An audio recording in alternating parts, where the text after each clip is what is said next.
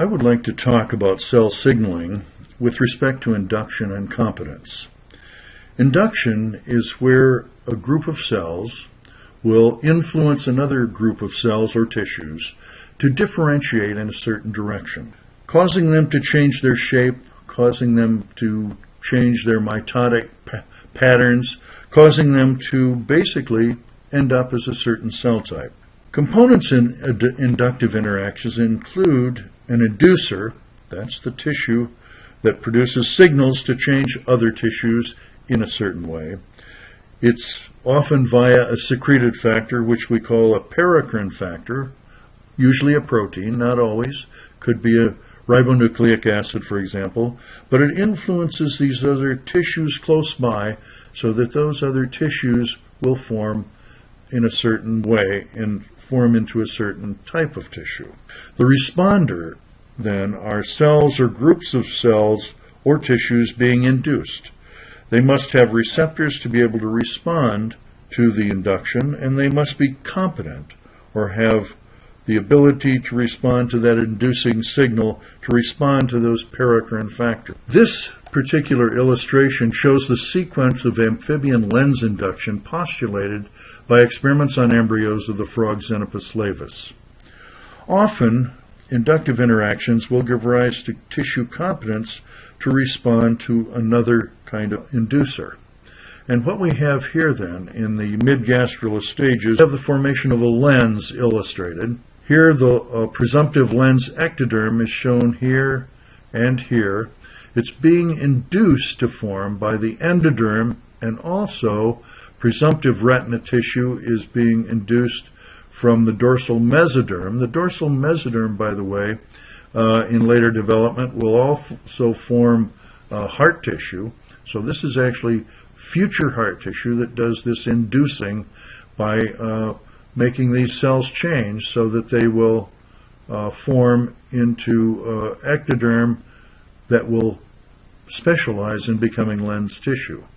So this is a presumptive lens ectoderm, presumptive retina tissue up here. At the late gastrulous stage, again, the inductive process continues. We have expression of the presumptive lens ectoderm here. On both sides, the dorsal mesoderm continues its interaction, as does the endoderm on this ectodermal material. OX2, a polypeptide, is expressed, and this allows this lens ectoderm to become competent to get induced further by the mesoderm and by the neural plate that's now forming. The expression of these in the lens ectoderm at the early neurulus stage then allows this process to continue, and so by the late neurulus stage you get the expression of other factors that are in the presumptive lens ectoderm, and from this developing brain the optic vesicle then will begin to show the formation of a lens from this ectodermal tissue. Once the lens forms, it induces other tissues to form. So there's a reciprocal type of induction taking place. If we look here at this optic vesicle being formed, here initially was the neural ectoderm. It was the forming brain tissue, really, that had induced this epidermis, this ectoderm, to form a lens placode. So this is going to give rise to the lens itself. In the next step, then, the lens starts, once it's had the influence of the neural ectoderm, it will start to influence this neural ectoderm to form an optic cup. This optic cup is forming. Now this is going to be part of the brain. So the optic cup is forming an early optic cup, initially a single layer of cells, but then as development continues, the ectoderm, the epidermis, will be involuted. It will pinch off eventually to become a lens vesicle. But in the meantime, it has influenced this forming brain tissue to form into two layers. An inner layer of prospective retina, this is going to become the retina, and then an outer layer that will become the pigmented epithelium. So it's caused a kind of an invagination of that as well. Pinches off, becomes a separate vesicle. Here now is the prospective cornea. This is the continuation of the epidermis that was back over here. Now it's formed over, becomes separate from the lens vesicle. This becomes a part of the exterior part of the eye. Here we have now the layer of retina forming, we have the pigment layer forming, and we have an optic stalk that is going to go back and continue to be connected, of course, with the brain, because it started as the extension of the brain. And here we see in a more advanced state now that the corneal epithelium has formed on the outside. We have a lens epithelium that's started to become lined up in terms of the fibrous structure. We have the retina formed here, and we have the outer layer here, the pigmented layer of the retina, and the future optic nerve, which is really a continuation and extension of the brain. So if we kind of look at what the inductive processes are during these phases, during the early gastrula, the prospective ectoderm, which is basically the skin, the epidermis, receives influences, induction from the corda mesoderm, the notochord, and that will cause that to become a prospective neural plate, which in turn will cause the prospective epidermis to receive inductive influences along with the prospective foregut and prospective heart that we talked about earlier, and this will lead us to the prospective lens ectoderm. At the same time, the optic cup is forming into an optic vesicle. The optic vesicle influences the lens ectoderm to become that thickened lens placode, and the lens placode then will cause the optic cup to form into two layers, the pigmented retina and the neural retina. After the lens vesicle has influenced that further, and the neural retina then will influence the lens vesicle to actually form a lens, which is right here. Lens placode influences the prospective corneal ectoderm through the lens vesicle then to become the corneum. So this is looks like a very complex process, and it's the one that's usually used to explain the induction processes in a vertebrate, the formation of the eye, because it's such a complex interaction of inductive and reciprocal inductive interactions. We also should talk about interactions in general of epithelial and mesenchymal interactions, but there were just a couple of other things I wanted to mention, and then we'll go into this in more detail. I'd like to define a couple of things. There are reciprocal interactions, as we pointed out previously. Some of those are instructive interactions. They will instruct a certain tissue to go in a certain direction. So, for example, the optic cup will be instructed to form a lens, and this is an instructive interaction. To take another system, let's say take the induction of a heart. If you take anterior endoderm or gut, now this is not eye, this is another organ system, the formation of a heart. If you take mesodermal tissue that's going to become a heart, and you take away the anterior endoderm that is associated with inducing that heart won't form. It will remain a blood vessel type structure. If, however, it's present with the anterior endoderm, it will form cardiac muscle and it will become a heart. By the same token, if you take that anterior endoderm that induces the formation of a heart and you move it to another area where you ordinarily would not get a heart, but it's in the general heart area, the vascular anterior endoderm there, then that mesoderm will form into cardiac tissue. So there are instructions taking place, and this is a form of calling it instructive induction. There's also a permissive interaction, and that's where the environment will allow something that's already been induced to be able to specify or to be able to form into that new tissue. It forms into the specific tissue. It's already been determined, but the environment has to be such that that can continue to differentiate into that specific organ, and this is usually some form of extracellular matrix to actually complete that formation into the new tissue. And we'll talk about that just a little bit in a little bit. When we talk about these instructive or permissive interactions, we are also talking about epithelial-mesenchymal interactions, and there are a number of epithelial-mesenchymal interactions that take place in the body, and there are many examples. So the mechanisms for the different kinds of tissues are pretty much similar, are pretty much the same. If we take cutaneous structures like hair or sweat glands, mammary glands, feathers in avian species, it's an interaction between a mesenchymal component and an epithelial component, in this case epidermis and dermis, or ectoderm and mesoderm. The limbs, again, the same thing, the formation of a limb. Mesenchymal and epithelial components are involved in these interactions and the formation of these new organs. The gut organs, liver, pancreas, salivary glands, again, the same thing, along with the foregut, esophagus, respiratory organs, lungs, thyroid and thymus organs, epithelial mesenchymal interactions to allow these organs to form. Same with the kidney and even certainly into the oral cavity in the formation of the teeth. There are also regional specificities of induction, and this was some work that was done in the 50s by a group at Marquette University in Wisconsin. And what they found, John Fallon was one of those individuals, what they found was regional specificity of induction. And they used as an example, as their model, the formation of feathers on a chick embryo. Using the induction of skin from the mesodermal tissue, skin, the outer epidermis, of course, and the dermis then under the skin from the mesenchyme.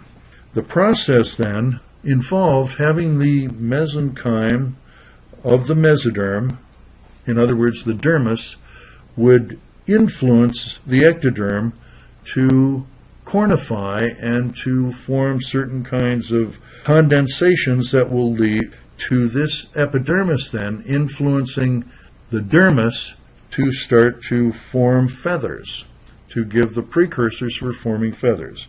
And depending upon where those inductive interactions took place, you would get different kinds of feathers. You would get broad feathers if they were on the wings or tail. So you would get broad feathers up in this area, on the wings or tail. And you would get along the body part, there were narrower feathers. And then if you went down to the limbs, well, particularly the legs, not all the limbs, because obviously the upper limbs, the wings, had feathers on them. But if you went to the lower limbs, then the scales and claws formed instead of feathers. Scales and claws from the same kind of process. And what this group did at Marquette University in Milwaukee, Wisconsin, was they did some experiments in which they took the dermal mesenchyme and they would explant it with epidermal epithelium from the skin. In other words, it was skin. And they took it from the wing epidermis, and if they took wing mesoderm and combined it with the wing epidermis, they would end up with specific induction of wing-type feathers.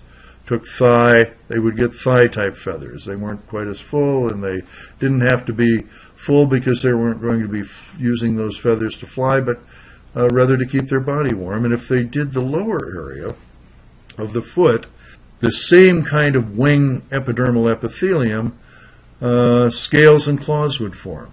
And so they could mix these around, and if you put the wing down in this area, you would get wing feathers. If you put the foot mesenchymal or mesodermal tissue up in this area, you would get scales and claws formed from this epidermal epithelium. So the source of dermal mesenchyme in this case specified what kind of feather you would get. And it was instructive then. It was instructive induction because it told this epidermis to form in a certain way. And at the same time, these epidermal cells were competent to do what the dermal mesenchyme bid them to do, to either form a feather or a smaller feather or scales and claws. Some other experiments were done in other vertebrates, and this was done by Hans Spemann, a scientist in Germany back in the 1930s. And what this group did was to take the frog gastrula flank epidermis from the frog gastrula, which ordinarily would just form skin on the side of the animal, and transplant that to a newt gastrula area where the oral ectoderm was going to form. In other words, the ectoderm around the mouth and ventral to the mouth area. And when they took the frog gastrula material that had already started to be specified somewhat, put it in the presumptive oral area, they would get tissues that were induced to form by the newt embryos, and you would end up getting a newt with frog tadpole suckers. These were the things that frog tadpoles will attach to leaves or to water plants with in order to be able to feed appropriately. If they did the reciprocal transplant of taking the newt gastrula, flank tissue again, in other words, there would be flank skin on the side of the embryo ordinarily, transplant it to the frog gastrula oral area, presumptive oral ectoderm area. Instead of getting what would be expected in a frog, you get the balancers that the newts have that keep them stable again in the substratum, because as embryos that's where they exist. So what this showed by Spamann's group was that the flank ectoderm could be turned on to differentiate into oral structures, but the oral structures could only go so far because they had already been partially determined by being a frog or partially determined by being a newt, or at that point in time, it wasn't clear exactly what the mechanism was, but the assumption was, and that also is a factor that has been proved in more recent studies, that the genes in that tissue from the newt, in this case, for example, simply could not make frog suckers. It had to make balancers and vice versa, because the genes were not capable of doing that, although the genes tried to do the best they could to be instructed and follow the instructions of those inducing tissues. Now, what is causing this induction? How do we get induction taking place?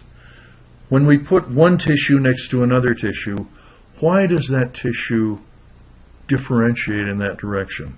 Well, we mentioned paracrine factors, inducer molecules, and I'd just like to very quickly go through this in this slide. Here we see a diagram illustrating the structure and function of a receptor, tyrosine kinase, and the way a paracrine factor may regulate the differentiation of that cell receptor. And so what you can see here is that there's a ligand binding domain on the outside of the cell. Here's the cell membrane. Here's the extracellular area. This extends through the cell membrane into the inner domain of the cell. And here we have a dormant tyrosine kinase domain then. If, however, a ligand, in other words, a paracrine factor, an inducing molecule comes, it will bind with this extracellular component of the receptor. This will change the configuration through the membrane and within the cell, and this will set up a cascade of events so that the inactive responding protein is induced in an energy reaction, in this case, to become an active responding protein, and this will then go into the cell and it will cause differentiation to take place. So this is a general scheme of how many paracrine factors work, how many inducing factors work. Signal transduction pathways are very similar then in a variety of different systems. Not only in a variety of systems within a given organism, but in a variety of systems in different organisms across the animal kingdom. if we look at how the receptor does span the cell, I think a key component of that is this structural change, this configuration that allows differentiation to take place then. The other thing I wanted to mention in relation to this very briefly are signal transduction cascades. There are a number of paracrine factors, as I mentioned, that are related to the entire animal kingdom. And so things like the formation of the heart or the kidney or teeth or eyes or other organs are very similar in not only in the different vertebrates, but also in invertebrates. The Drosophila eye, for example, or Drosophila heart, has many common factors with vertebrate animals. There are really four major families of paracrine factors based on their molecular structures and compositions that have been identified. And I'll just mention them very briefly. They're in your book, and if you want to read further on them, you can certainly do so. But there are four main ones. One is the FGF family. They're called families because it's more than one factor. It's a group of factors that are related to each other. The FGF growth factor family, for example, fibroblast growth factor. Hedgehog family, and you may have heard of the sonic hedgehog transcription factor. The Wnt family is another one. The TGF-beta superfamily, transforming growth factor, TGF stands for. And